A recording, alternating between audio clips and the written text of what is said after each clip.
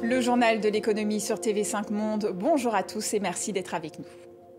L'État français va voler au secours d'au moins 2 grands industriels cette année. Tout d'abord, EDF. Le groupe a obtenu de bons résultats en 2021 grâce à la hausse des prix d'électricité. Mais les 2 prochaines années s'annoncent beaucoup plus sombres. Plusieurs réacteurs nucléaires doivent être mis à l'arrêt pour des contrôles. Or, si EDF a moins d'électricité à vendre, les revenus seront moins importants. Pour ne rien arranger, EDF est contraint par le gouvernement à céder davantage d'électricité à prix cassé à ses concurrents.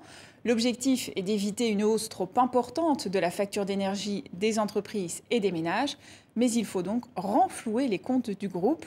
L'État va contribuer à hauteur de plus de 2 milliards d'euros à l'augmentation de capital d'EDF.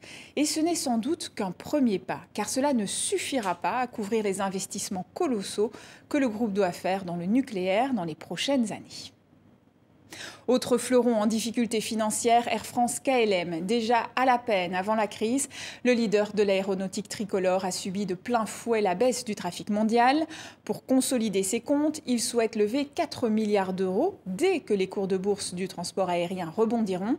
Et comme pour EDF, l'État français va mettre la main à la poche. Dans le reste de l'actualité économique, les vins de Bourgogne ont enregistré un nouveau record à l'export en 2021. Leurs ventes ont bondi de 28%. Signe de l'engouement à l'étranger, les vins de Bourgogne ont pratiquement doublé leur chiffre d'affaires à l'exportation en moins de 10 ans. Mais l'année 2022 sera plus difficile, la récolte ayant été durement touchée par le gel du printemps dernier. Direction la Russie maintenant, où le ministère des Finances veut une loi pour encadrer les crypto-monnaies. Pour investir, les Russes devraient répondre à un test, dévoiler leur identité et le montant serait limité. Le mois dernier, la Banque centrale de Russie allait encore plus loin, proposant d'interdire les crypto-monnaies, officiellement car elles menacent la stabilité du système financier. Mais selon l'agence Bloomberg, ce seraient en fait les services secrets qui pousseraient cette interdiction. Il faut dire que les crypto-monnaies sont un outil bien pratique pour l'opposition politique et toutes les organisations jugées indésirables. Pour rappel, la Chine a interdit toutes les transactions en crypto-monnaies sur son territoire en 2021. Le milliardaire Carl Icahn s'attaque à McDonald's. Il reproche au groupe de travailler avec des éleveurs qui gardent les truies pleines dans des cages beaucoup trop petites où elles ne peuvent même pas se retourner, voire se coucher.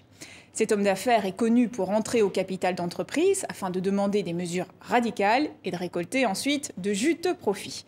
Mais cette fois-ci, il assure que ce n'est pas une affaire d'argent. De son côté, McDonald's relativise.